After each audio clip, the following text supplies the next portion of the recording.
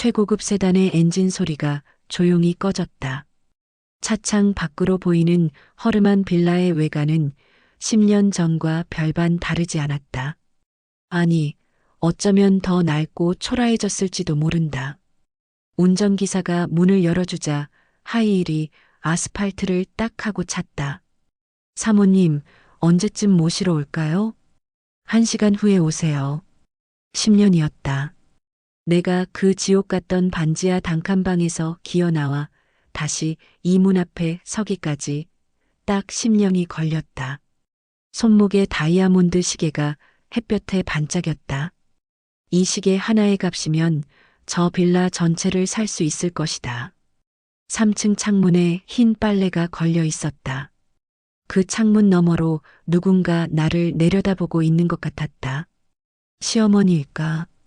아직 나를 알아보지 못했을 것이다. 10년 전에 초라했던 며느리와 지금의 내 모습은 전혀 다르니까. 나는 깊숙이 숨을 들이쉬었다. 오늘이다. 10년간 기다려온 바로 이 순간이다. 초인종을 눌렀다. 딩동 소리가 건물 전체에 울려 퍼지는 것 같았다. 잠시 후 인터폰에서 쉰 목소리가 들려왔다. 누구세요? 목소리만 들어도 세월의 무게가 느껴졌다. 10년 전 그 쩌렁쩌렁하던 목소리는 온데간데 없고 갈에 끓는 소리만 희미하게 들렸다. 저예요, 어머님. 10년 전에 어머님이 직접 내쫓으신 며느리 오수진입니다. 긴 침묵이 흘렀다. 인터폰 너머로 누군가 숨소리가 거칠어지는 게 들렸다. 그러더니 뒤따라 발걸음 소리가 났다. 계단을 내려오는 소리였다. 1분, 2분. 시간이 지날수록 내 심장은 더 빠르게 뛰었다. 복수에 대한 설렘일까? 아니면 두려움일까? 구별하기 어려웠다. 마침내 현관문이 열렸다. 10년의 세월을 정통으로 맞은 시어머니가 서 있었다. 허리는 굽고 얼굴에는 검버섯이 가득했으며 한때 나를 호령하던 그 위압적인 모습은 어디 가고 앙상한 노인만이 남아 있었다. 하지만 그 눈빛만은 여전했다. 차갑고 날카로운 나를 꿰뚫어 보려는 시선. 시어머니는 내 화려한 옷차림과 말끔한 얼굴을 위아래로 훑어보았다. 입가에 미소 같은 것이 떠올랐다가 사라졌다. 비웃음이었을까? 아니면 당황함이었을까? 내가 여길 어떻게... 세상이 참 좁지요, 어머님. 나는 차가운 미소를 지으며 대답했다. 다 죽어가는 시어머니가 있다는 소문이 여기까지 들리더라고요. 시어머니의 얼굴이 순간 굳었다. 그러더니 예전에 그 도끼 어린 목소리로 내뱉었다. 뭐라고? 2년이. 시어머니는 당장이라도 내 머리채를 잡을 듯 손을 떨었다. 하지만 그 손은 너무나 앙상했다. 10년 전에 그 힘은 어디에도 남아있지 않았다. 나는 그 손을 싸늘하게 내려다보았다. 바로 그 손이었다. 갓난아들을 안고 매달리던 나를 밀치고 내 짐을 대문 밖으로 내던지던 바로 그 손. 들어가도 될까요? 아니면 여기 계단에서 이야기할까요? 너 감히. 시어머니는 말을 잇지 못했다. 내 달라진 모습에 당황한 것 같았다. 10년 전에 그 초라하고 애원하던 며느리는 온데간데 없었으니까. 어서 결정하세요. 시간이 없어요. 시어머니는 한참을 망설이더니 뒤돌아 계단을 올라가기 시작했다. 나는 그 뒤를 천천히 따라갔다. 계단 하나하나 오를 때마다 10년 전의 기억이 되살아났다. 이 계단에서 내가 무릎을 꿇고 애원했었다. 어머님, 정말 아니에요. 저는 그런 짓 안 했어요. 하지만 시어머니는 들은 채도 안 했다. 그저 도둑년이 뭘 더 변명하려고 하냐며 나를 밀쳐냈었다. 3층 문이 열렸다.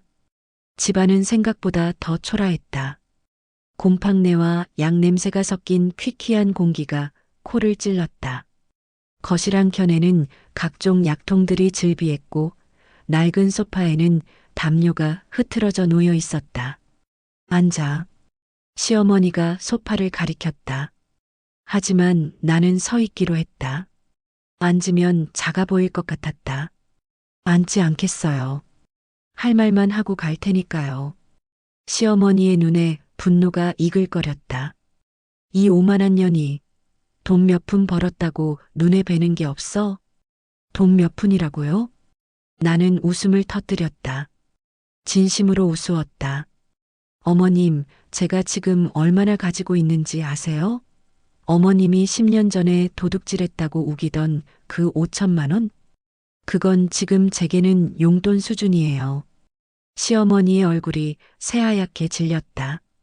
내 말이 허풍이 아니라는 걸 직감한 모양이었다. 하지만 그게 중요한 게 아니죠. 진짜 중요한 건 나는 말을 멈추고 시어머니를 똑바로 바라봤다. 10년간 품어왔던 분노가 가슴 깊은 곳에서 꿈틀거렸다. 진짜 중요한 건 제가 왜 여기 왔느냐는 거예요. 뭘 하려고? 시어머니의 목소리에 처음으로 두려움이 스며들었다. 그제야 상황을 파악한 것 같았다. 10년 전에 그 약한 며느리는 더 이상 존재하지 않는다는 것을. 나는 핸드백을 열어 명함 하나를 꺼냈다. 주어머니 위손맛 대표이사 오수진. 시어머니는 그 명함을 뚫어지게 바라봤다. 혹시 이 회사 이름 들어보셨어요? 요즘 꽤 유명한 한식 프랜차이즈인데요. 시어머니는 아무 대답도 하지 않았다. 하지만 그 표정만으로도 충분했다. 당연히 알고 있었다. TV에서, 신문에서, 온갖 곳에서 내 회사 이름을 들어봤을 것이다. 10년 전에 어머님이 도둑이라고 몰아세운 그 며느리가 바로 이 회사의 사장이에요. 웃기지 않나요? 시어머니는 여전히 말이 없었다. 다만 손만 덜덜 떨고 있을 뿐이었다. 나는 시어머니 주변을 천천히 둘러보았다. 낡은 가구들, 때 묻은 벽지, 구석에 쌓인 약통들. 모든 것이 궁핍함을 말해주고 있었다. 많이 힘드시겠어요. 이런 곳에서 혼자 사시면서. 너, 뭘 하려는 거야? 시어머니가 겨우 입을 열었다. 목소리는 가늘게 떨리고 있었다. 아직 모르겠어요. 나는 솔직하게 대답했다. 다만 한 가지는 확실해요. 어머님, 이제 시작입니다. 시작이라니. 내가 저에게서 앗아간 10년의 세월, 그 무게를 이제부터 어머님의 남은 생으로 갖게 해드릴 거예요. 시어머니의 얼굴에서 마지막 남은 생기마저 빠져나가는 것 같았다. 나는 그 모습을 만족스럽게 바라봤다. 10년간 품어온 분노가 비로소 해소되기 시작하는 것 같았다. 하지만 이건 단지 시작일 뿐이었다. 그럼 이만 가보겠어요. 곧 다시 만나게 될 거예요. 현관문을 나서며 나는 뒤돌아보았다. 시어머니는 여전히 그 자리에 멍하니 서 있었다. 계단을 내려가며 나는 웃음을 참을 수 없었다. 드디어 시작되었다. 내 진짜 복수가. 차에 오르자마자 나는 눈을 감았다.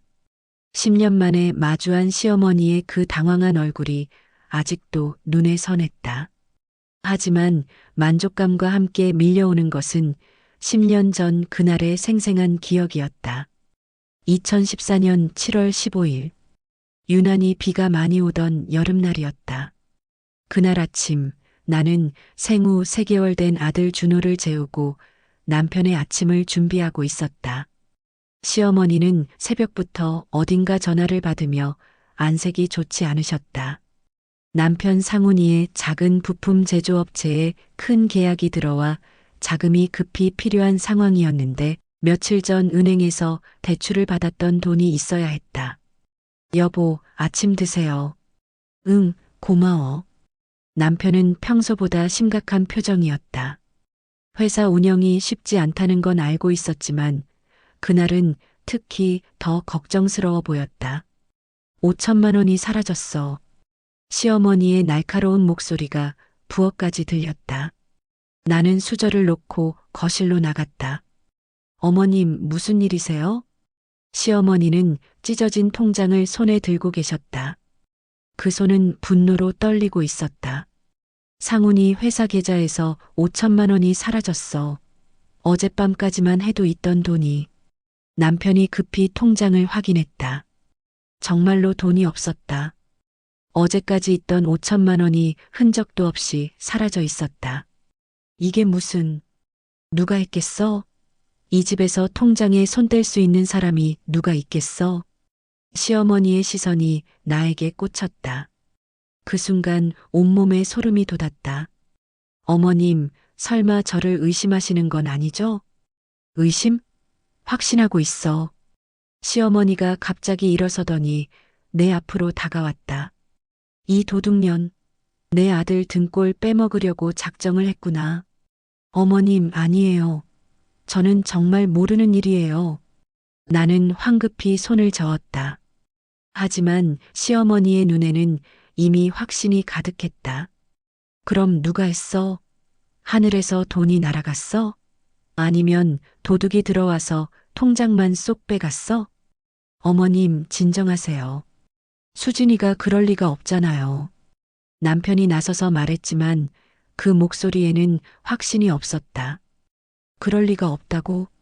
이 정신 나간 놈, 전현이 내 눈을 멀게 했구나. 시어머니가 남편의 뺨을 때렸다. 찰싹하는 소리가 거실에 울려 퍼졌다. 어머님, 나는 놀라서 소리쳤지만 시어머니는 더욱 흥분했다. 닥쳐, 인연이 뭔데 나서. 시어머니는 부엌으로 가더니 과도를 들고 나왔다. 당장 내 집에서 나가. 안 나가면 죽여버릴 거야. 어머님, 제발 들어보세요. 저는 정말 듣기 싫어. 증거도 뻔하고 범인도 뻔한데 뭘 더 들어. 시어머니는 내 방으로 들어가더니 옷가지들을 마구 꺼내기 시작했다. 아기 옷, 내 옷, 모든 것을 비닐봉지에 쑤셔 넣었다. 어머님, 아기가 있는데 어떡해.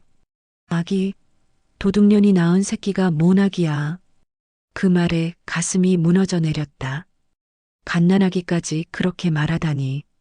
밖에서는 비가 세차게 내리고 있었다. 장마철의 폭우였다. 여보, 말 좀 해봐요. 나는 남편에게 애원했다. 하지만 남편은 고개만 숙이고 있었다. 상훈아, 전현을 내보내지 않으면 너도 내 아들 아니다. 시어머니의 최후 통첩에 남편은 더욱 머뭇거렸다. 엄마, 그래도가 뭐야? 5천만 원을 어떻게 구해? 내일이 계약금 납부일인데. 남편의 얼굴이 창백해졌다. 그 돈이 없으면 회사가 망할 수도 있었다. 여보, 제발 저를 믿어주세요. 저는 정말 그런 짓 안 했어요. 하지만 남편은 여전히 대답하지 않았다. 그 침묵이 나에게는 사형 선고와 같았다. 좋아, 이렇게 나오는구나. 시어머니가 갑자기 진정한 목소리로 말했다. 수진아, 내가 솔직하게 말하면 모른 척 넘어갈 수도 있어. 돈은 어디에 숨겨뒀어? 어머님, 저는 정말 모르는 일이라니까요. 이 뻔뻔한 년, 끝까지 잡아떼려고. 시어머니가 다시 화를 냈다. 그러더니 아기 방으로 가서 준호를 업어왔다. 이해라도 생각해서 솔직히 말해. 어머님, 아기는 왜 깨워요? 준호가 울기 시작했다.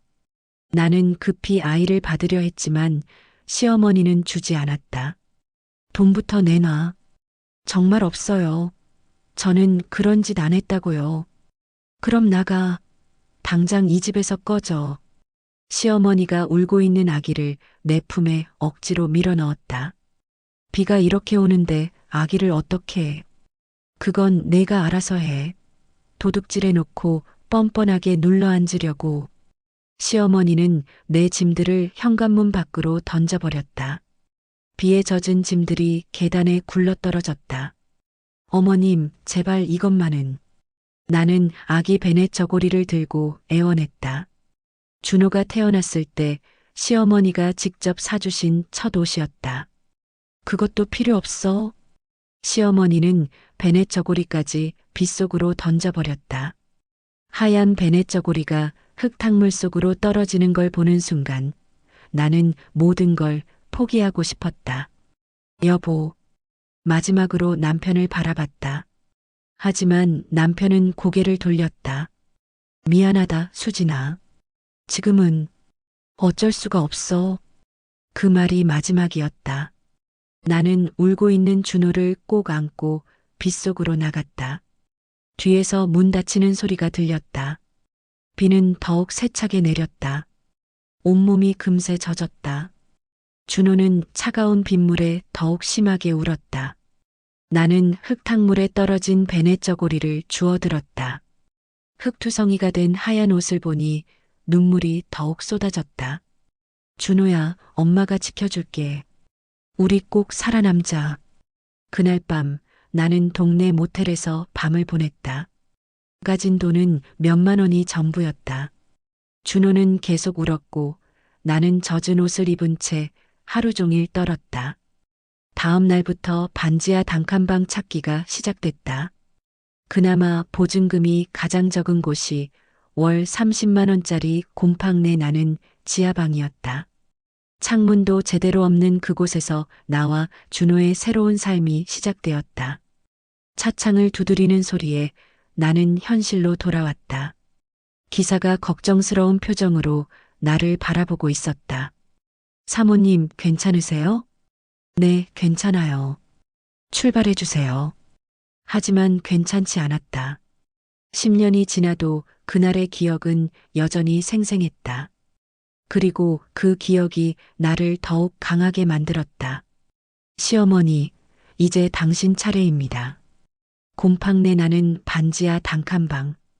6평도 안 되는 좁은 공간에 나와 준호의 모든 것이 들어 있었다. 싱크대 하나, 가스레인지 하나, 그리고 바닥에 깐 이불 한 채가 전부였다. 창문이라고 부를 수 있을까 싶은 작은 유리창으로는 지나가는 사람들의 발목만 보였다.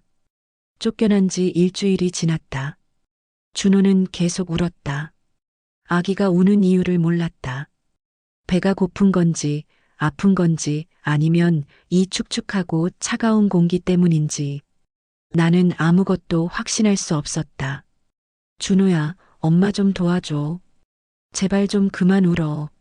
하지만 준호는 더욱 크게 울었다.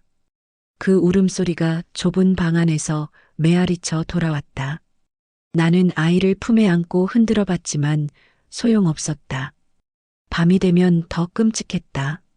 지하 특유의 습기 때문에 벽에서 물이 흘러내렸다. 이불도 축축했고 옷도 눅눅했다. 그 속에서 준호와 나는 서로를 끌어안고 떨어야 했다. 가진 돈은 15만 원이 전부였다. 보증금으로 50만 원, 첫 달 월세로 30만 원을 내고 나니 생활비는 그것뿐이었다. 분유가, 기저귀 값을 빼고 나면 내가 먹을 돈은 거의 남지 않았다. 편의점에서 컵라면을 사서 끓여 먹는 것이 하루 중 가장 호화로운 식사였다. 가끔은 그마저도 아까워서 물만 마시고 버티는 날도 있었다. 하지만 모유 수유를 해야 했기 때문에 아예 굶을 수는 없었다. 여보세요? 열흘 만에 남편에게서 전화가 왔다. 나는 떨리는 손으로 전화를 받았다. 수진아. 목소리가 조심스러웠다. 미안함이 섞여 있었다. 여보, 어떻게 지내? 어떻게 지내긴. 죽을 만큼 힘들어. 솔직하게 말했다.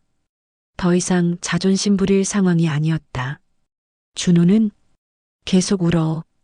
이 축축한 곳에서 아기가 어떻게 견뎌. 전화 너머로 한숨 소리가 들렸다. 수진아, 나도 힘들어. 당신만 힘들어? 나는 뭐가 돼? 목소리가 높아졌다. 준호가 깜짝 놀라 또 울기 시작했다. 그게 아니라 엄마가 너무 완강해서. 완강하면 어쩌라고. 당신은 남편이잖아. 당신 아들이잖아, 준호가. 나도 알아. 하지만 지금 상황이. 무슨 상황? 회사가 회사가 정말 어려워졌어. 그 돈 때문에 계약이 다 틀어졌고 나는 웃음이 나왔다. 비웃음이었다. 그래서 그게 내 잘못이라는 거야? 내가 그 돈을 훔쳤다는 거야? 그런 게 아니라. 그럼 뭐야? 명확하게 말해봐. 나를 믿는 거야? 안 믿는 거야? 긴 침묵이 흘렀다. 그 침묵이 답이었다. 미안해. 미안하다고? 지금은 어쩔 수가 없어. 전화가 끊어졌다. 나는 한참 동안 끊어진 전화기를 바라보고 있었다. 마지막 희망마저 사라진 순간이었다. 그날 밤 나는 처음으로 절망이라는 것이 무엇인지 알았다. 아무도 나를 믿어주지 않는다. 남편조차도 세상에서 가장 가까운 사람이었던 남편이 나를 의심하고 있다. 준호를 재우고 나서 나는 작은 가방을 열었다. 시어머니가 흙탕물에 던진 베넷 저고리를 조심스럽게 꺼냈다. 빨았지만 아직도 얼룩이 남아 있었다. 한때 하얗고 깨끗했던 베넷 저고리는 이제 누런 얼룩 투성이가 되어 있었다. 준호야, 이게 내 첫 옷이었어. 베넷 저고리를 가슴에 안고 중얼거렸다. 할머니가 사주신 거였는데 할머니는 이것까지 버리라고 하셨어. 눈물이 떨어졌다. 베넷 저고리 위로 떨어진 눈물이 번졌다. 엄마가 지켜줄게. 우리 꼭 살아남자. 하지만 말로는 쉬웠다. 현실은 너무나 냉혹했다. 돈은 바닥나가고 있었고 일자리를 찾기도 어려웠다. 생후 3개월 된 아기를 데리고 일할 곳이 어디 있겠는가. 며칠 후 나는 동사무소에 가서 기초생활수급자 신청을 했다. 평생 남에게 도움을 받아본 적 없는 내가 국가의 도움을 받아야 하는 처지가 되었다. 남편분은 어떻게 되세요? 공무원이 서류를 보며 물었다. 별거 중입니다. 별거 사유가 뭔가요? 시댁과의 갈등 때문입니다. 차가운 사무적인 질문들이 계속됐다.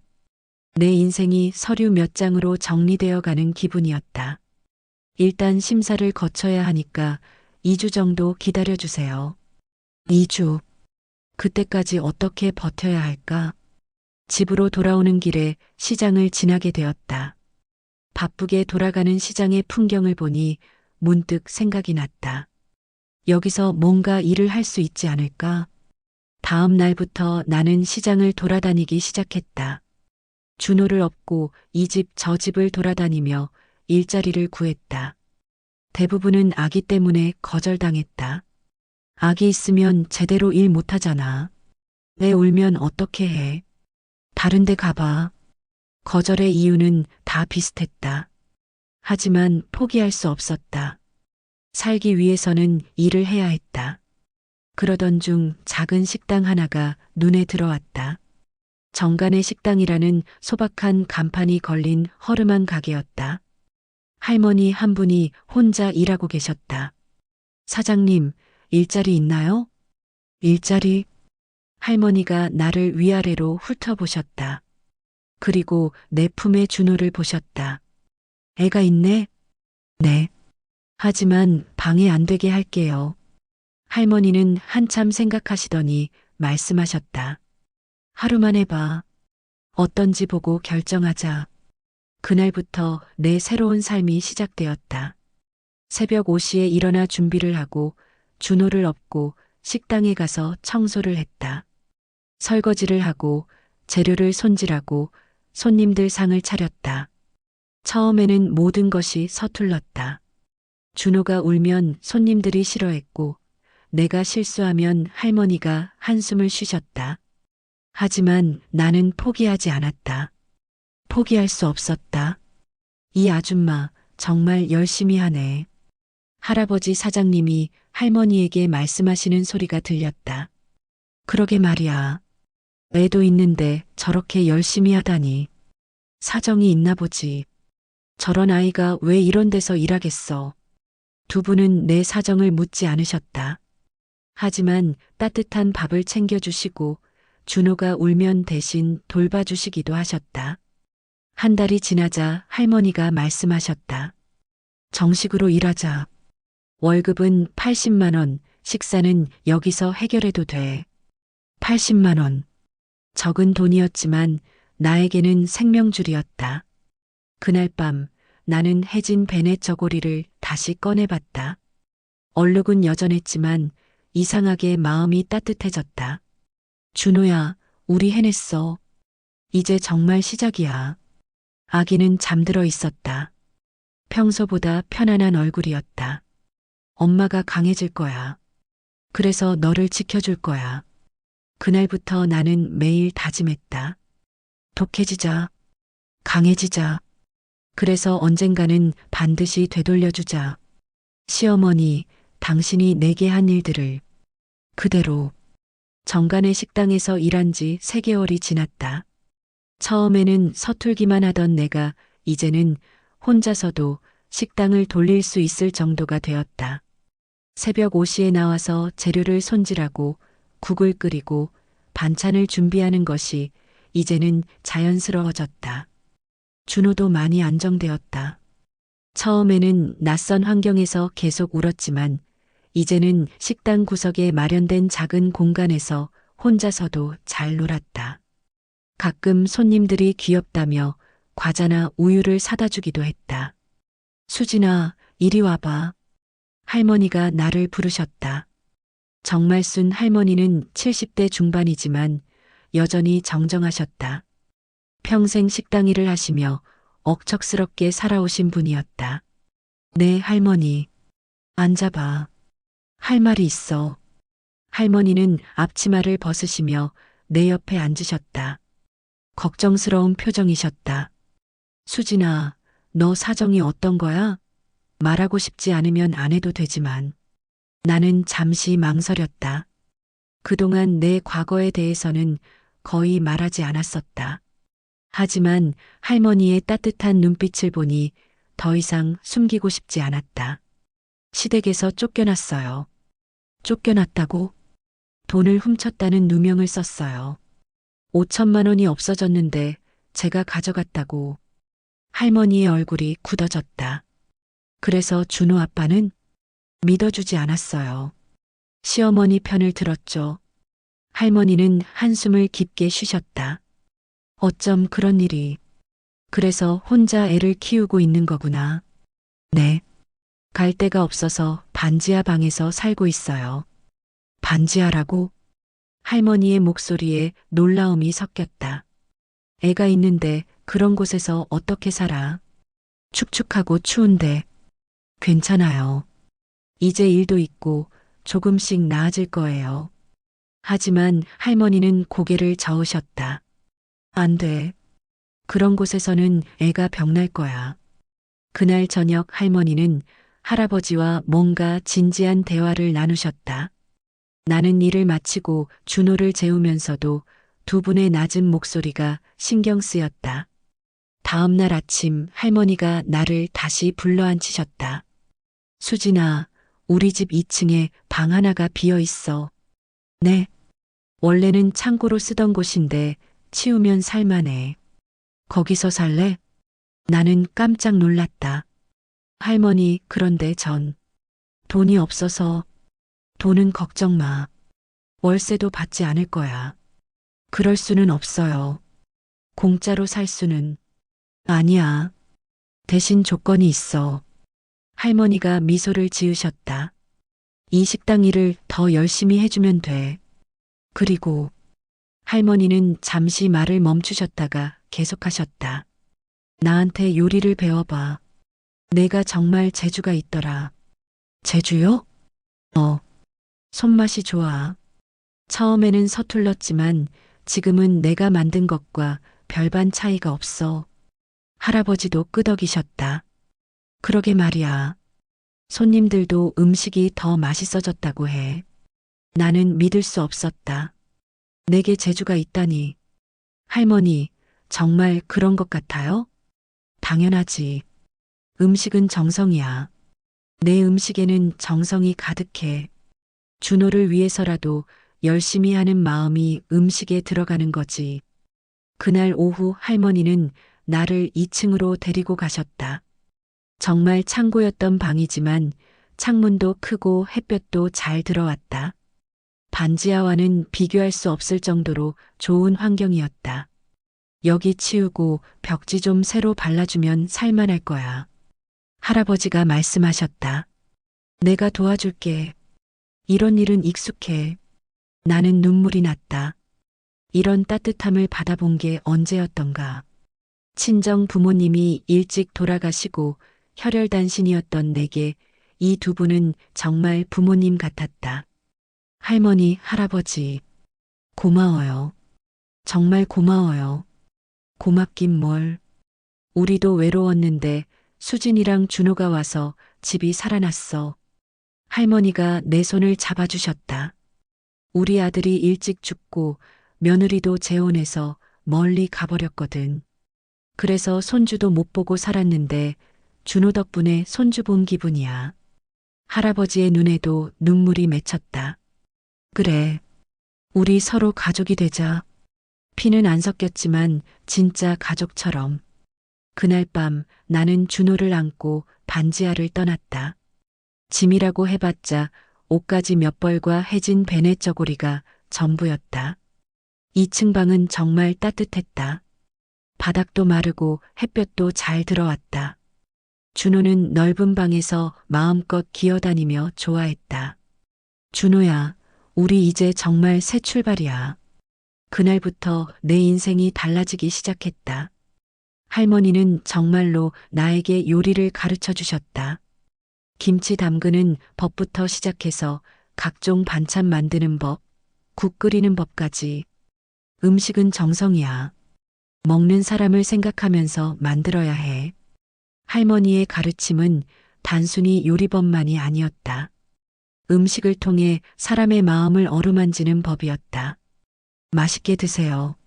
손님들에게 음식을 내놓으며 인사하는 것도 배웠다. 처음에는 어색했지만 점점 자연스러워졌다. 몇 달이 지나자 단골 손님들이 생겼다.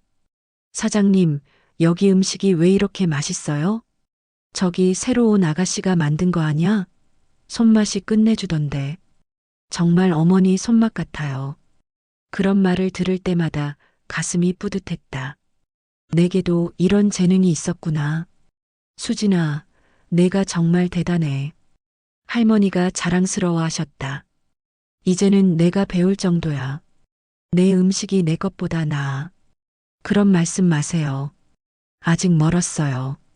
아니야. 정말이야. 내가 만든 김치찌개는 내 평생 먹어본 것 중에 최고야. 할아버지도 엄지손가락을 치켜드셨다. 1년이 지나자 나는 식당 운영의 모든 것을 혼자서 할 수 있게 되었다. 재료 주문부터 조리, 서빙, 정상까지. 수진아, 생각이 있어. 어느 날 할머니가 조심스럽게 말씀하셨다. 우리가 늙어서 이제 이 일 계속하기 힘들어. 그런데 내가 이 식당을 이어받으면 어떨까? 네. 물론 공짜로 주는 건 아니야. 분할 납부로 천천히 사면 돼. 어차피 우리 아들도 이 일에 관심 없어 하고 나는 꿈을 꾸는 기분이었다. 내가 식당 사장이 된다고? 할머니, 제가 그런 능력이 있을까요? 당연하지. 이미 혼자 다 하고 있잖아. 그리고 할머니가 내 손을 잡으셨다. 내 꿈이 뭐야? 나는 잠시 생각했다. 그동안 생존에만 매달려서 꿈 같은 건 생각해 본 적이 없었다. 모르겠어요. 그럼 하나 만들어 봐. 준호한테 떳떳한 엄마가 되고 싶지 않아? 떳떳한 엄마. 그 말이 가슴에 와닿았다. 네. 그러고 싶어요. 그럼 시작이야. 여기서부터 차근차근. 그날 밤 나는 해진 베네 저고리를 꺼내봤다. 예전과는 다른 마음으로 바라봤다. 이제는 절망의 상징이 아니라 출발의 상징으로 느껴졌다. 준호야, 엄마가 성공할 거야. 그래서 너한테 떳떳한 엄마가 될 거야. 아이는 잠들어 있었지만 나는 확신했다. 언젠가는 반드시 성공해서 시어머니 앞에 당당하게 나타날 거라고. 그때가 오면 모든 것을 되돌려 줄 거라고. 9년이 흘렀다. 정간의 식당은 이제 어머니의 손맛이라는 이름으로 바뀌었고 작은 동네 식당에서 시작해 지금은 세계의 직영점을 운영하는 작은 체인점이 되었다. 나는 더 이상 그때의 그 초라한 며느리가 아니었다. 준호는 이제 10살이 되어 초등학교 4학년이었다. 영어학원, 수학학원, 피아노까지 배우며 부족함 없이 자라고 있었다. 아버지가 없다는 것을 외롭게 생각할까봐 걱정했지만 할머니, 할아버지와 내가 모든 사랑을 주려고 노력했다. 엄마, 나는 왜 아빠가 없어? 가끔씩 준호가 물어볼 때마다 가슴이 아팠지만 나는 항상 같은 대답을 했다. 아빠는 멀리 계셔. 하지만 준호를 사랑하고 있어. 거짓말이었다. 상훈이가 우리를 사랑한 적은 없었다. 하지만 아이에게 상처를 주고 싶지 않았다. 이제 내 목표는 명확했다. 프랜차이즈를 전국적으로 확장하는 것. 그리고 언젠가 시어머니 앞에 당당히 서는 것. 그런데 바로 그날이었다. 내 인생을 다시 한번 뒤흔들 일이 일어났다. 사장님, 밖에 누가 찾아왔어요. 직원이 사무실로 들어와 말했다. 누군데요? 잘 모르겠어요. 되게 초라한 아저씨인데 사장님을 꼭 만나고 싶다고. 초라한 아저씨? 나는 궁금했다. 혹시 프랜차이즈 가맹점을 하고 싶어 하는 사람일까? 1층으로 내려가 보니 정말 초라한 행색의 남자가 서 있었다. 낡은 청바지에 때 묻은 점퍼를 입고 머리는 기름기로 떡져 있었다. 하지만 그 얼굴을 보는 순간 나는 깜짝 놀랐다. 박상훈, 내 전 남편이었다. 9년의 세월이 그를 완전히 다른 사람으로 만들어 놓았다. 한때는 말끔한 양복을 입고 다니던 사업가였는데 지금은 일용직 노동자 같은 모습이었다. 수진아. 그가 조심스럽게 내 이름을 불렀다. 목소리도 많이 변해 있었다. 용건이 뭐죠? 나는 차갑게 말했다. 직원들이 지켜보고 있어서 더욱 감정을 드러내고 싶지 않았다. 잠깐 이야기할 수 있을까? 할 이야기 없는데요. 제발, 5분만. 그의 눈에는 절망이 가득했다. 한때는 그렇게 자신만만하던 남자가 이제는 나에게 구걸하는 모습이었다. 나는 한숨을 쉬고 2층 사무실로 그를 데리고 갔다. 앉으세요. 상훈이는 소파에 조심스럽게 앉았다. 그리고 주변을 둘러보며 감탄했다. 정말 대단하다. 내가 이렇게 성공할 줄 몰랐어. 그래서 용건이 뭐예요? 나는 시간이 아까웠다. 이런 사람과 오래 있고 싶지 않았다. 수진아, 미안하다. 갑자기 그가 무릎을 꿇었다. 나는 놀라서 뒤로 물러섰다. 뭐 하는 거예요? 일어나세요. 안 일어나. 진짜 미안하다고 사과할 때까지는. 사과는 9년 전에 했어야죠. 지금 와서 무슨. 나도 알아. 너무 늦었다는 거. 하지만 정말 할 말이 있어. 상훈이의 목소리가 떨렸다. 사실은 내가 그 돈을 가져간 게 아니었어.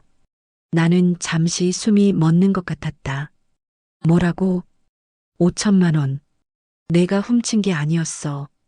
나도 나중에 알았어. 그럼 누가? 엄마 동생, 외삼촌이었어. 나는 의자에 주저앉았다. 머리가 하얗게 변했다. 외삼촌이라고? 응. 도박 빚 때문에. 회사 계좌에서 몰래 빼돌렸대. 그런데 엄마가 그 사실을 알고도. 상훈이는 말을 잇지 못했다. 알고도 뭐요? 너한테 뒤집어 씌웠어. 가문의 수치라고. 외삼촌을 감쌀 수 없다고. 나는 웃음이 나왔다. 허탈한 웃음이었다. 그래서 저를 희생양으로 만든 거군요. 수진아, 언제부터 알았어요? 내가 쫓겨나고 3개월 후에, 3개월 후에 나는 소리쳤다. 직원들이 들었을지도 모르지만 상관없었다. 3개월 후에 알았으면서 왜 그때 말하지 않았어요? 엄마가 절대 안 된다고. 그래서 저와 준호를 그냥 버린 거예요? 상훈이는 대답하지 못했다. 그저 고개만 숙이고 있었다. 그럼 지금은 왜 말하는 거예요? 왜 지금 와서? 엄마가 많이 아파. 병원비도 없고 염치 없지만 나는 정말로 어이가 없었다. 결국 돈 때문이네요. 그때도 돈, 지금도 돈. 아니야, 그게 아니라. 그럼 뭐예요? 양심의 가책? 9년 만에 양심이 생겼어요? 나는 일어서서 창밖을 바라봤다. 아래로 바쁘게 움직이는 사람들이 보였다. 모두 각자의 삶을 열심히 살아가고 있었다. 나처럼. 증거가 있어요? 뭐? 외삼촌이 훔쳤다는 증거 말이에요. 상훈이는 가방에서 종이 한 장을 꺼냈다. 수차례 접혔다 펴진 종이였다. 외삼촌이 직접 쓴 각서야. 돈을 훔친 것도 미안하고 내게 누명을 씌운 것도 미안하다고. 나는 그 각서를 받아 읽어봤다. 정말로 외삼촌의 필체였다. 그리고 그 안에는 모든 진실이 담겨 있었다. 외삼촌이 왜 이런 걸 써줬어요? 암에 걸려서 죽기 전에 양심 고백을 하고 싶다고. 죽었어요? 작년에. 나는 각서를 꽉 쥐었다. 9년. 내가 억울함을 품고 산 9년. 준호가 아버지 없이 자란 9년. 그 모든 시간이 이 종이 한 장 때문이었다. 그래서 지금 와서 이걸 주는 거예요? 수진아, 정말 미안해. 나도 겁이 났어. 엄마한테 대들 수 없었어. 겁이 났다고요? 나는 그를 돌아보았다. 당신의 아내와 아이가 거리로 내쫓기는데 겁이 나서 입을 다물고 있었다는 거예요? 미안해. 미안하다고 해서 제 9년이 돌아와요? 준호가 아버지 그리워하며 흘린 눈물이 사라져요? 상훈이는 울기 시작했다. 하지만 나는 전혀 동정심이 들지 않았다. 그럼 시어머니는 어떻게 지내고 계세요? 많이 아파. 혈압도 높고 당뇨도 있고 혼자 살고 있어. 혼자요? 내가 회사가 망해서 집도 날아가고 지금은 공사장에서 막일하고 있어. 나는 실소를 터뜨렸다. 모든 것이 인과응보였다. 그래서 제게 뭘 바라는 거예요? 병원비를 도와줄 수 있을까 해서 시어머니 병원비를 제가 내달라고요? 염치 없는 거 알아. 하지만 다른 방법이 없어. 나는 각서를 다시 봤다. 이것이 내가 그토록 원했던 증거였다. 하지만 이상하게 기쁘지 않았다. 오히려 더 화가 났다. 나가세요. 수진아, 당장 나가라고요. 상훈이는 놀라서 일어섰다. 생각해 볼게. 생각해 볼 시간을. 생각할 것도 없어요. 나가세요. 상훈이가 나간 후 나는 한참 동안 그 자리에 서 있었다. 9년 만에 밝혀진 진실. 하지만 그 진실이 나에게 준 것은 해방감이 아니라 더 큰 분노였다. 그날 밤 나는 해진 베넷 저고리를 꺼냈다. 이제 정말 마지막 결전의 시간이 온 것 같았다. 시어머니, 이제 진짜 끝장을 봅시다. 해시태그 6챕터 절정 마이너스 마지막 악담. 외삼촌의 각서를 받은 지 3일이 지났다. 나는 그 종이를 책상 서랍에 넣어둔 채 일상을 계속했지만 마음은 계속 요동쳤다. 9년 만에 밝혀진 진실이 나에게 가져다 준 것은 해방감이 아니라 더 깊은 분노였다. 엄마, 왜 요즘 계속 멍해 있어? 준호가 걱정스러운 눈으로 나를 바라봤다. 아니야, 준호야. 엄마가 일 때문에 좀 바빠서 그래. 혹시 아픈 거야? 할머니가 엄마 얼굴이 안 좋다고 하던데. 정말순 할머니는 예전만큼 건강하지 않으셨지만 여전히 나를 걱정해 주셨다. 이제 80이 넘으신 나이에도 내 일거수일투족을 살피셨다. 괜찮다고 전해드려. 그냥 새 매장 때문에 바빠서 그래. 거짓말이었다. 정작 내 머릿속은 오로지 하나의 생각으로만 가득했다. 시어머니를 만나야 한다는 것. 그날 오후 나는 결심을 굳혔다. 더 이상 미룰 수 없었다. 운전기사를 부르고 외삼촌의 각서를 핸드백에 넣었다. 그리고 집에서 가져온 작은 상자 하나도 함께. 차 안에서 나는 그 상자를 열어봤다. 안에는 해진 아기 베네쩌고리가 들어있었다. 9년 전 흙탕물에 떨어졌던 그 얼룩이 여전히 남아있었다. 빨아도 빨아도 지워지지 않는 얼룩처럼 내 마음의 상처도 그랬다. 사모님 도착했습니다. 10년 전과 똑같은 허름한 빌라였다. 다만 더 낡아 보일 뿐이었다. 나는 차에서 내려 익숙한 계단을 올라갔다. 초인종을 눌렀다. 이번에는 더 오래 기다려야 했다. 한 2분쯤 지나서야 발소리가 들렸다. 예전보다 훨씬 느린 걸음걸이였다. 문이 열렸다. 시어머니는 지팡이를 짚고 있었다. 얼굴은 더욱 야위었고 눈동자도 흐릿해 보였다. 하지만 나를 보는 그 눈빛만은 여전히 차가웠다. 또 왔네. 뭘 더 하려고? 10년 전과 똑같은 적대적인 목소리였다. 들어가도 될까요? 싫어. 여기서 할 말 있으면 해. 시어머니는 문을 막아섰다. 하지만 예전만큼 위압적이지는 않았다. 병든 몸으로는 한계가 있었다. 그럼 여기서 하죠. 나는 핸드백에서 각서를 꺼냈다. 이것 좀 보세요. 시어머니는 의심스러운 눈으로 종이를 받아봤다. 읽어보는 동안 그의 얼굴이 점점 굳어갔다. 이게 뭐야? 보시면 아시잖아요. 외삼촌이 직접 쓴 자백서예요. 시어머니의 손이 떨리기 시작했다. 이건 가짜야. 내가 만든 거야. 가짜라고요? 나는 웃음을 터뜨렸다. 그럼 필적 감정이라도 받아볼까요? 외삼촌 글씨 맞는지. 시어머니는 각서를 다시 봤다. 그리고 그 종이를 구겨버렸다. 설령 이게 진짜라고 해도 뭐가 달라져?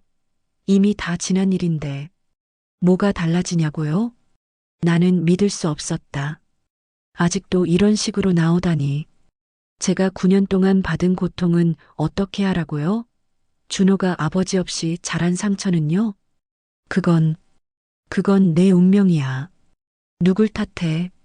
운명이라고요? 시어머니의 뻔뻔함에 나는 할 말을 잃었다. 어머님, 아직도 모르시겠어요? 외삼촌이 범인이었다고요. 제가 억울하게 누명을 썼다고요. 그렇다 쳐도 어쩌라고. 이미 엎질러진 물인데. 시어머니는 여전히 고집을 부렸다. 내가 감히 내 동생을 모함해? 죽은 사람까지 건드려가면서? 모함이 아니라 사실이에요. 사실이면 어쩌라고. 그때는 몰랐으니까 그랬던 거지. 나는 시어머니의 말에 경악했다. 진실을 알고도 여전히 잘못을 인정하지 않다니. 그럼 사과라도 하세요. 잘못했다고. 사과? 내가 왜 사과를 해? 내가 뭘 잘못했는데? 시어머니가 목소리를 높였다. 내가 감히 내 집안을 흔들어 놓고 내 아들을 망쳐놓고 이제는 돈 좀 벌었다고 나한테 설교야? 제가 언제 집안을 흔들었어요? 내가 들어오고부터 이 집에 우환이 끊이지 않았어. 내 아들 사업도 망하고 가정도 파탄나고 나는 어이가 없었다. 아직도 모든 걸 내 탓으로 돌리고 있었다. 다 내 탓이야. 내가 우리 집에 들어오지 않았으면 이런 일은 없었을 거야. 시어머니의 목소리가 점점 커졌다. 이웃들이 들을 정도였다. 그리고 지금 여기 와서 뭐 하려는 거야? 돈 자랑하려고? 성공했다고 우쭐대려고? 그런 게 아니에요. 그럼 뭐야? 복수하려고? 이 썩은 년이. 시어머니가 갑자기 지팡이를 들어 나를 때리려 했다. 나는 재빨리 피했다. 어머님, 당장 꺼져. 내 앞에서 당장 사라져. 시어머니는 완전히 이성을 잃은 것 같았다. 돈 훔쳐 달아난 년이 뭐가 당당해. 아직도 뻔뻔하게. 그 순간 내 참을성이 한계에 달했다. 아직도 그런 소리를 하세요? 나는 더 이상 참을 수 없었다. 좋아요. 그렇게 나오시는 거면 저도 할 말이 있어요. 나는 상자에서 해진 베넷 저고리를 꺼냈다. 시어머니는 그것을 보는 순간 얼굴이 창백해졌다. 이게 뭔지 기억하세요? 그건 10년 전에 어머님이 흙탕물에 던져버린 준호의 첫 옷이에요. 어머님이 직접 사주신. 시어머니는 말을 잇지 못했다. 저는 이걸 10년 동안 간직해왔어요. 어머님이 저희를 어떻게 대했는지 절대 잊지 않기 위해서. 그만해. 이제 진실도 밝혀졌는데 아직도 잘못을 인정 안 하세요? 나는 베넷 저고리를 시어머니 눈앞에 내밀었다. 그럼 이제부터 어머님이 어떻게 될지 보여드릴게요. 뭘 하려고? 시어머니의 목소리에 처음으로 두려움이 섞였다. 10년 전에 어머님이 저에게 한 일들을 그대로 돌려드릴 거예요. 나는 차가운 미소를 지었다. 어머님도 이제 버림받는 게 뭔지 느껴보세요. 너 뭘 하려는 거야? 궁금하시면 지켜보세요. 앞으로 어머님이 어떻게 살게 될지. 나는 베넷 저고리를 다시 상자에 넣고 돌아섰다. 참, 상훈이가 병원비 도움 달라고 했던데요. 시어머니가 희망에 찬 눈으로 나를 봤다. 절대 안 도와드려요. 어머님이 저희를 버렸듯이 저도 어머님을 버릴 거예요. 이년아, 돌아와.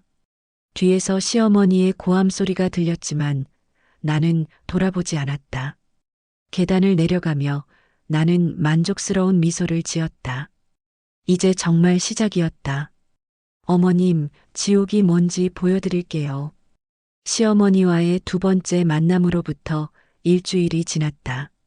나는 그 일주일 동안 차근차근 계획을 세웠다.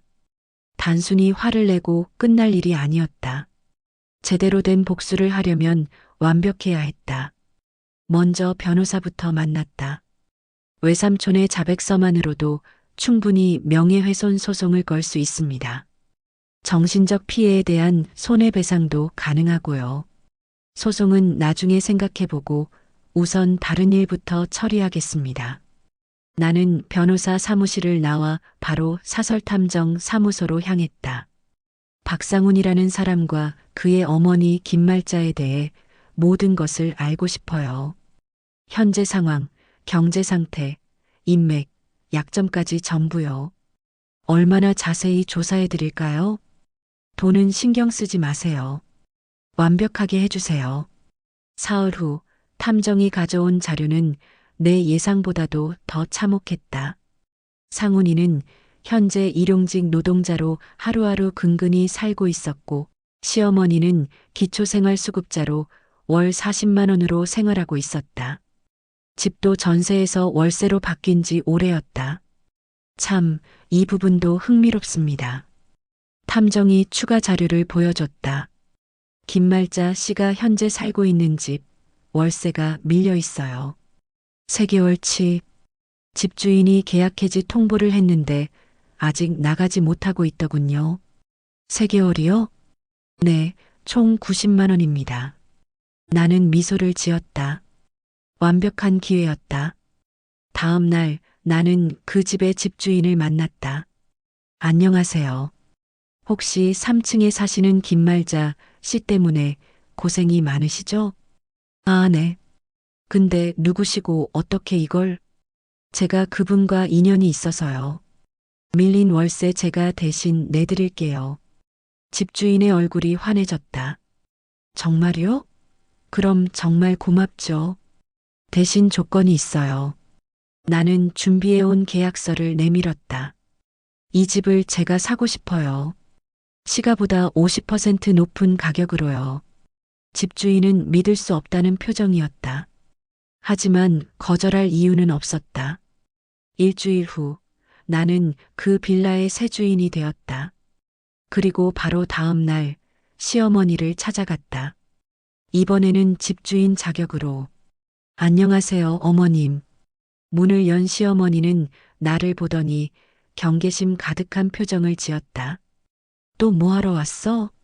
집주인 인사를 드리러 왔어요. 집주인? 시어머니가 의아한 표정을 지었다. 이 건물을 제가 샀거든요. 이제 저한테 월세를 내셔야 해요. 시어머니의 얼굴이 새하얗게 변했다. 뭐라고? 그리고 밀린 월세가 있으니까 정산을 해야겠네요. 나는 미리 준비한 서류를 내밀었다. 3개월치 90만 원이요. 언제까지 낼 수 있으세요? 너 이런 식으로 나를 괴롭히려고? 괴롭힌다뇨.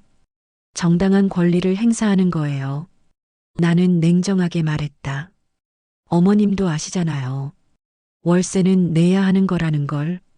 시어머니는 문을 닫으려 했지만 나는 발로 막았다. 아직 할 말이 더 있어요. 뭘 더? 이 집 월세를 올려야겠어요. 30만 원에서 80만 원으로요. 80만 원이라고?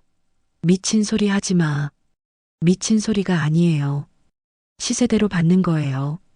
나는 부동산 시세 조사서를 보여줬다. 이 동네 비슷한 집들 월세가 다 80만 원에서 100만 원이에요. 오히려 싸게 해드리는 거죠. 그런 돈을 내가 어디서 구해? 그건 어머님이 알아서 하실 일이고요. 나는 시계를 보았다. 일주일 드릴게요. 밀린 월세 90만 원과 다음 달부터 적용될 80만 원 총 170만 원을 내시든지 아니면 이사를 가시든지. 이년아, 이게 복수야? 시어머니가 소리쳤다. 복수라뇨. 저는 그냥 정당한 사업을 하는 거예요. 나는 가방에서 해진 베넷 저고리를 꺼냈다. 10년 전에 어머님이 이걸 흙탕물에 던지셨죠? 시어머니는 그것을 보더니 뒤로 물러섰다. 그때 어머님이 뭐라고 하셨는지 기억해요? 그만해.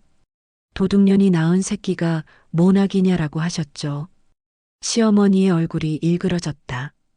그리고 차라리 죽었어야 했는데 라고도 하셨고요.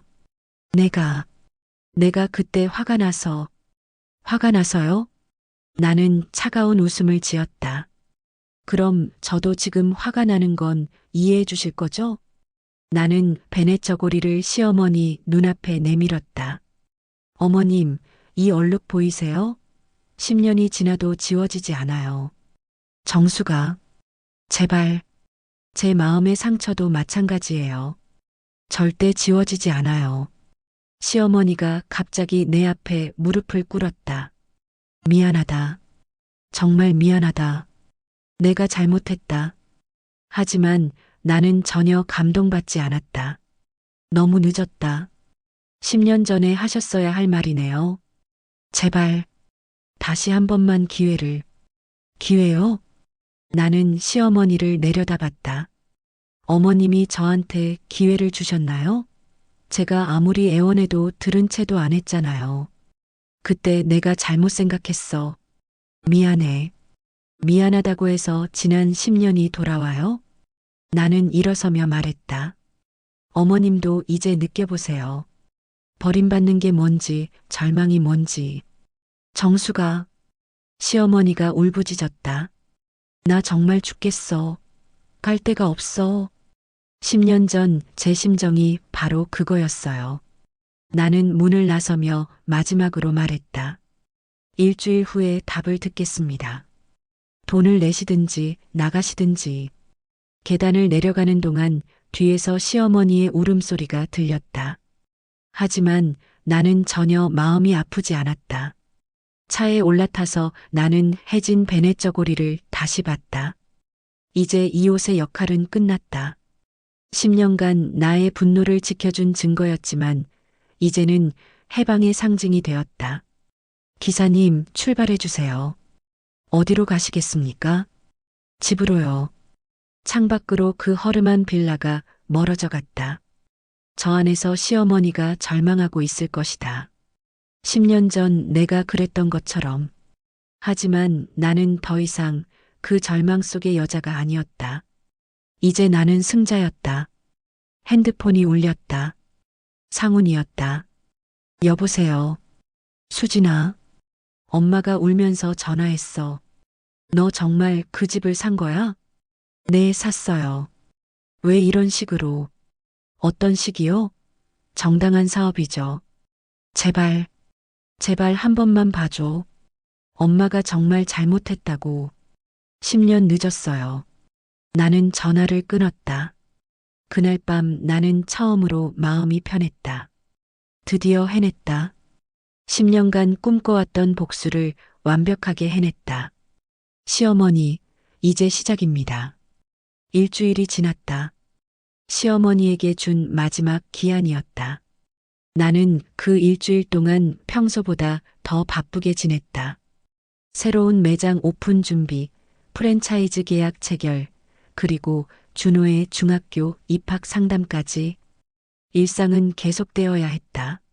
하지만 마음 한켠으로는 계속 시어머니 생각이 났다. 과연 돈을 마련했을까? 아니면 짐을 쌀 준비를 하고 있을까? 엄마, 요즘 기분이 좋아 보여. 준호가 아침 식사를 하며 말했다. 그래, 왜 그렇게 생각해? 얼굴이 환해졌어. 예전에는 가끔 우울해 보였는데. 정말 그랬다. 10년간 내 가슴 깊숙이 응어리져 있던 무언가가 풀린 기분이었다. 시원하고 후련했다. 준호야, 엄마가 너한테 미안한 게 있어. 뭐가? 아빠 없이 키워서 힘들었을 텐데. 준호는 고개를 저었다. 아니야. 엄마가 아빠보다 더 잘해줬어. 할머니, 할아버지도 있었고. 정말 순 할머니 부부 이야기였다. 두 분은 여전히 건강하셔서 가끔 우리 집에 놀러 오셨다. 그래도 아빠가 있었으면 더 좋았을 텐데. 궁금하긴 해. 아빠가 어떤 사람인지. 나는 잠시 망설였다. 언젠가는 준호에게도 진실을 말해야 할 때가 올 것이다. 하지만 아직은 아니었다. 나중에 다 말해줄게. 준호가 더 크면.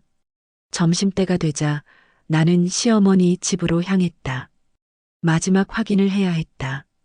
빌라 앞에 도착하니 이삿짐 트럭이 서 있었다. 몇 명의 작업자들이 낡은 가구들을 옮기고 있었다. 시어머니는 계단 앞에 앉아 그 모습을 멍하니 바라보고 있었다. 나는 천천히 다가갔다. 어머님, 시어머니가 고개를 들었다. 일주일 사이에 더욱 야위어 보였다. 돈은 마련 못하셨나 봐요. 시어머니는 대답하지 않았다. 그저 허탈한 표정으로 나를 바라볼 뿐이었다. 어디로 가세요? 상훈이 고시원. 고시원이요? 나는 놀랐다. 85세 노인이 고시원에서 살다니. 다른 곳은 없어? 돈이 없어. 어디서 구하겠어? 시어머니의 목소리는 체념에 가까웠다. 10년 전 내게 그토록 강압적이던 모습은 온데간데 없었다. 상훈이는 뭐 한다고 해요? 밤에 편의점 알바라도 구하겠다고. 하지만 나이가 많아서 쉽지 않을 거야. 나는 복잡한 기분이었다. 복수는 완성되었다. 시어머니는 완전히 무너졌고 이제 고시원에서 쓸쓸한 노후를 보내야 한다. 하지만 왜인지 마음이 편하지만은 않았다. 어머님, 10년 전에 제게 한 말 기억하세요? 시어머니가 고개를 들었다. 기억해. 다 기억해. 내가 너무했다. 네, 너무했어요. 나는 솔직하게 말했다. 그때 저는 정말 죽고 싶었어요. 갓난아기 안고 거리로 나앉았을 때. 미안해. 정말 미안해. 미안하다고 해서 지난 10년이 돌아오지는 않아요. 시어머니는 고개를 숙였다. 하지만 나는 가방에서 봉투 하나를 꺼냈다. 이것만은 해드릴게요. 뭐야? 병원비예요. 6개월치. 시어머니가 놀란 눈으로 나를 봤다. 왜? 왜 이걸? 제 마지막 돌이니까요. 나는 냉정하게 말했다. 어머님이 어떤 분인지 알지만 그래도 한때는 제 시어머니셨으니까. 시어머니의 눈에서 눈물이 흘러내렸다. 정수가 받으세요. 하지만 이게 마지막이에요. 앞으로는 서로 남남으로 사세요. 저도 어머님을 다시 찾지 않을 거고 어머님도 저희를 찾지 마세요. 시어머니는 떨리는 손으로 봉투를 받았다. 고마워. 고마워. 고맙다는 말은 듣고 싶지 않아요. 나는 돌아서려다가 마지막으로 한마디 더 했다. 어머님, 사람은 끝까지 살아봐야 해요. 언제 어떻게 될지 모르니까. 그 말을 남기고 나는 걸음을 옮겼다. 정수가 뒤에서 시어머니가 불렀다. 준호는 잘 자라고 있어? 나는 돌아보지 않고 대답했다. 네, 잘 자라고 있어요. 어머님 없이도. 차에 올라타서 백미러로 시어머니를 봤다. 여전히 그 자리에 앉아 내 차를 바라보고 있었다. 한때는 그토록 강하고 무서웠던 사람이 이제는 그저 불쌍한 노인일 뿐이었다. 하지만 나는 더 이상 그 사람을 위해 눈물 흘리지 않을 것이다. 집에 도착해서 나는 해진 베넷 저고리를 마지막으로 꺼내봤다. 10년간 내 곁을 지킨 이 작은 옷. 이제 그 역할은 끝났다. 나는 베넷 저고리를 정성스럽게 접어서 작은 상자에 넣었다. 그리고 그 상자를 장롱 깊숙이 넣어두었다. 이제 정말 끝이야. 혼잣말을 하며 나는 창밖을 바라봤다. 저녁 해가 지고 있었다. 새로운 하루가 끝나고 또 다른 하루가 기다리고 있었다. 며칠 후 상훈이에게서 마지막 전화가 왔다. 수진아, 고마워. 엄마 병원비 고마워. 나도 정말 미안해. 평생 미안하게 생각할게. 그럼 이제 연락하지 마세요. 응, 알겠어. 준호한테도 미안하다고 전해줘. 그건 제가 판단할 일이에요. 나는 전화를 끊었다. 정말로 마지막이었다. 한 달 후 나는 새로운 프로젝트를 시작했다. 한부모 가정을 위한 지원 사업이었다. 과거에 나와 같은 처지에 있는 사람들을 돕고 싶었다. 엄마, 이거 좋은 일이네. 준호가 신문 기사를 보며 말했다. 그렇지? 엄마가 도움받았던 것처럼 이제는 다른 사람들을 도와주고 싶어서 자랑스러워. 준호의 말에 나는 미소를 지었다. 정말로 자랑스러운 일이었다. 과거의 상처를 딛고 일어서서 다른 사람들에게 희망을 주는 일. 그날 밤 나는 오랜만에 정말 순 할머니에게 전화를 드렸다. 할머니, 저예요. 아이고, 우리 수진이. 잘 지내지? 네, 잘 지내고 있어요. 할머니 덕분에. 무슨 소리야?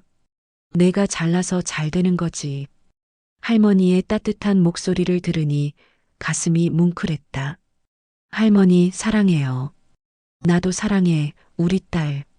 전화를 끊고 나는 창밖의 별을 바라봤다.